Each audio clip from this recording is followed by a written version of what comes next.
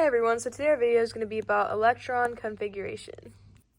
We have our s orbitals, our p orbitals, and then we also have d orbitals and then f orbitals, which are an absolute nightmare, and I would not wish them on anybody.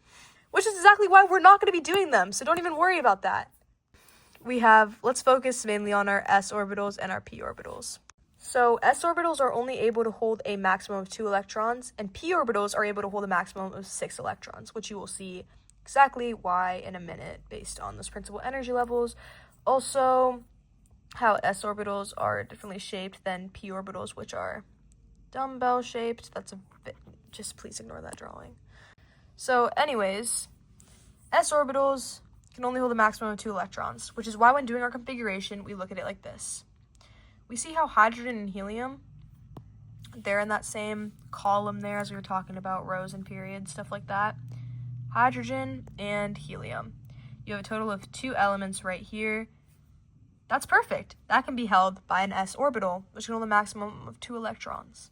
So you have 1. You're starting off with 1 because this is going to be your first row. And that means that your electron configuration is going to be 1s. And then how many electrons are being held? 2. 2 electrons. So 1s2 is your configuration for hydrogen and helium. So to explain that a little bit better, because your s orbitals can only hold 2, you're going to read it like this. So of course you're going to read your periodic table from left to right. And to highlight this, you have 2 here, 2 here, 2 here, 2 here, 2 here, and 2 here. So let's say, for example, I wanted you to write the electron configuration of neon. We're going to get a little bit more complicated here, but it will make sense. Let's use a different color to celebrate this occasion. So, of course, you have to name everything. There's definitely an easier way to do it, but we're going to do this first. So you start off with your hydrogen and helium. So as we discussed, hydrogen and helium, that's 1s2. Oh, sorry. Wow. There we go. 1s2. So that makes up both of these. You can cross them off as you go if you want. Now, this is 2. That's 3. It's a little bit of a big font. So now you know you have 2 elements here, and there's 2. So now you have 2s2. And then, because you're probably saying, okay, Aria, so then now is it going to be 2s6 to get here? Absolutely not. You know why? Because your s orbitals cannot hold more than 2 electrons. So if you want to get here, 1, 2, 3, 4, 5, 6, boom, 2p6. And that's all you have to do. You just have to keep on going to get to neon. So that's an example of introducing p orbitals. Now let's discuss some shorthand configuration. Let's say I wanted you to get to argon. Let's do the exact same thing again. Except you don't have to. Do you really want to list out all of these things again?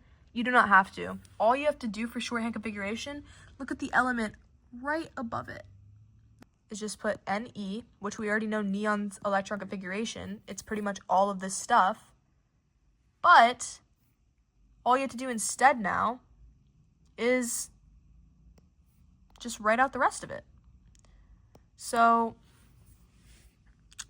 now you have neon. Now all you have to do is just write the configuration for sodium and magnesium and the rest of them to get to argon.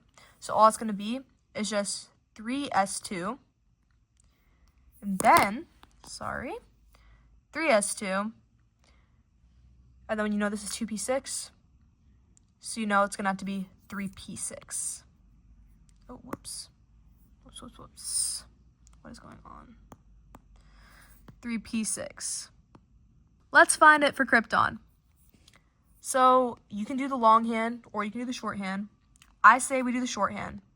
So let's look at argon. Argon, Ar, we're going to do exactly what we were doing before. Now, right here we have, this is our 4th one, so 4s2. We get the s orbitals. But then we have this row of transition metals. And you're probably wondering, okay, Arya, you told us about p orbitals, but what are these 10 elements that are in the way? I'm so glad you asked. Those are your d orbitals. And that right here is 3d. So you're probably wondering why we have 4s2 and then 3d. Why is it not 4d? Because 4d is down here. Your transition metals do not start until this third column right here. So you're not going to want to confuse that. It can be a little bit confusing, but just remember to just map it out for yourself. Map it out. You can especially map it out by using long configuration, which I will do quickly after that to show you. But then it would be 3d10. And then after that, you would have 4s2, 3d10, and then 4p6 to get to krypton. So that's that. So we have 1s2. It's only a little bit more tedious, but not a big deal. 2s2. There we go. 2p6. There we go. 3s2. 3p6. 4s2. Remember not to include scandium or scanadium in your s orbital, because that is a transition metal. And then now we go to 3d10. 4s2, 3d10, and then 4p6. So now, of course, this is honors chem. Unfortunately, there are always some sort of exceptions, and that's when your orbital holds a little bit more. So a good example of that firsthand, we're using our shorthand configuration for, this is chromium. So for chromium right over here, we're having argon and then 4s135. You're probably wondering, why in the world is it not 4s2? It's because there's so much energy to the point where one of these has to go and hop over here. So instead of 3d4, you're having 4s1, and you're taking one away from this, and you're adding it over to here. And this is how it can form the stable half-filled configuration. Well, that's it for today about configuration. I hope you all enjoyed. You guys are all doing great, and please continue to have an amazing year in honors chem. Excuse me. And yeah, see you all next time. Thank you.